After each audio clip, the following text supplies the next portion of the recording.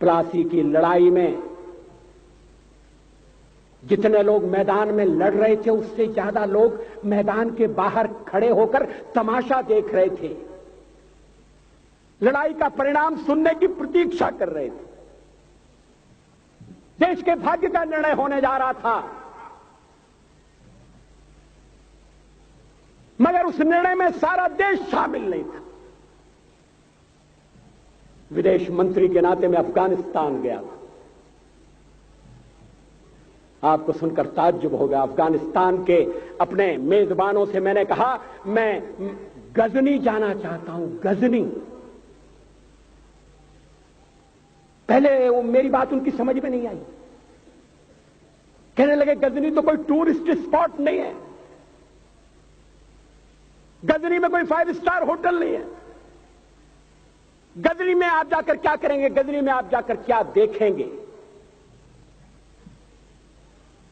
मैं उन्हें पूरी बात नहीं बता सकता था। मेरे हृदय में कहीं गजनी कांटे की तरह से चुभ रहा है। जब से मैंने गजनी से आए एक लुटेरे की कथा पढ़ी है और किशोरावस्था में पढ़ी है, मैं देखना चाहता था वो गजनी कैसा है। आपको सुनकर ताज्जुब होगा, महमूद गजनी का अफगानिस्तान के इतिहास में कोई स्थान नहीं है।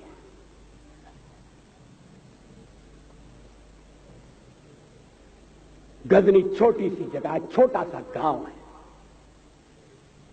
कल्पना करिए सैकड़ों साल पहले वहां धूल उड़ती थी, झोंपड़ियां थी, मगर एक लुटेरा लुटेरों को इकट्ठा करता हुआ सोने की चिड़िया को लूटने के लिए चला आया। आपस की फूट से जो राजा है वो लड़ेगा, जो क्षत्रिय है वो लड़ेगा। हमने समाज के बहुत बड़े वर्ग को लड़ने के अधिकार से वंचित कर दिया। हमने उन्हें हथियार नहीं उठाने दिए। मार्शल नॉन मार्शल के आधार पर हमने समाज को बांट दिया। वो लुटेरा सोमनाथ के मंदिर तक चला गया। पुजारी देखते रहे। मंदिर की पूजा भक्तों को करना पड़ती है। मंदिर तो एक प्रेरणा का केंद्र है। मैं देशपांडे जी की तरह से नास्तिक नहीं हूं, मगर उनकी नास्तिकता में भी जो आस्तिकता है मैं उसका आदर करता हूं, उसका सम्मान करता हूं। वो जिस आत्मविश्वास से नास्तिक होने की बात कहते हैं, तो मैं उनसे कहना चाहता हूं वो सचमुच में नास्तिक नहीं है। जिसकी आस्तिकता है, जिसका विश्वास है, वो नास्तिक कैसे हो सकता है? विश्वास किसमें है ये बड़ी बात नहीं है, विश्वास है या नहीं।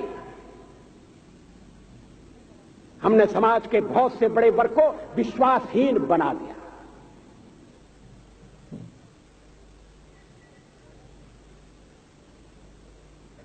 लोगों ने हथियार नहीं उठाए, वेद पढ़ने के दरवाजे बंद कर दिए। इसलिए हम पादाक्रांत हुए। अफगानिस्तान में मैंने एक बात और देखी। मुझे जिस होटल में ठहराया गया उसका नाम था कनिष्क। अफगानिस्तान एक मुस्लिम देश है। मुझे बड़ा ताज्जुब हुआ। मैंने कहा कनिष्क यहां कहां से आया? तो मेरे साथ अफगानिस्तान के विदेश मंत्री थे। मैंने कहा कनिष्क आपका कौन लगता है? कनिष्क से आपका क्या संबंध है? कहने लगे कनिष्क हमारा पूर्वज है, कनिष्क हमारा पुरखा है। He was one of our four father. मैंने कहा तब तो हमारे आपके पुरखे एक हैं। अफगानिस्तान के लोगों ने उपासना पद्धति बदली है, संस्कृति नहीं बदली। आज के भारत के परिवेश में यह सुनने के बाद थोड़ा विचित्र लगता है। हमारे यहां तो धर्मांतरण के साथ राष्ट्रांतरण होता है, ऐसा दृश्य दिखाई देता है। पड़ोसी देशों में ऐसा नहीं हुआ। अभी राम जन्मभूमि का मामला चल रहा है। एक विदेशी आए, कहने लगे राम जन्मभूमि का क्या झगड़ा है।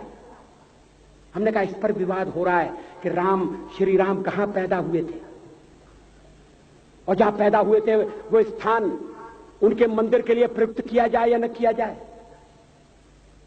वो इंडोनेशिया से आए थे, वो मुसलमान है। कहने लगे हम तो समझते थे कि राम के लिए सारे भारत में आदर होगा, सम्मान होगा। हमने कहा ये आपने कैसे समझा। कहने लगे आप तो इंडोनेशिया आ चुके हैं, इंडोनेशिया में बहुत से लोगों ने इस्लाम स्वीकार कर लिया, मगर श्री राम को विस्मृत नहीं किया, श्री राम को भुलाया नहीं। इंडोनेशिया के बाली द्वीप में 1 महीने रामायण की लीला होती है। मैं उस समारोह में जा चुका हूं। उस समय भी विदेश मंत्री मेरे पास बैठे थे। मैंने कहा ये रामायण ये क्या हो रहा है। मैंने कहा एक्सीलेंसी ये मंच पर क्या हो रहा है। कहने लगे एक्सीलेंसी आपको पता होना चाहिए। हमने कहा मुझे तो पता है मगर मैं जानना चाहता हूं। कहने लगे ये रामायण है, ये राम है, ये लक्ष्मण है, ये सीता है। हमने कहा इनसे आपका क्या संबंध है, आप तो मुसलमान हैं। कहने लगे हमारा संबंध बहुत पुराना है, हमारा तब का संबंध है जब हम मुसलमान नहीं हुए थे। थाईलैंड की राजधानी अयोध्या कही जाती है।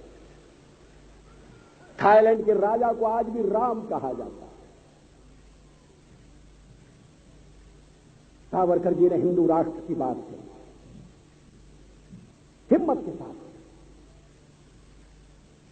बुनियादी तौर पर भारत हिंदू राष्ट्र है,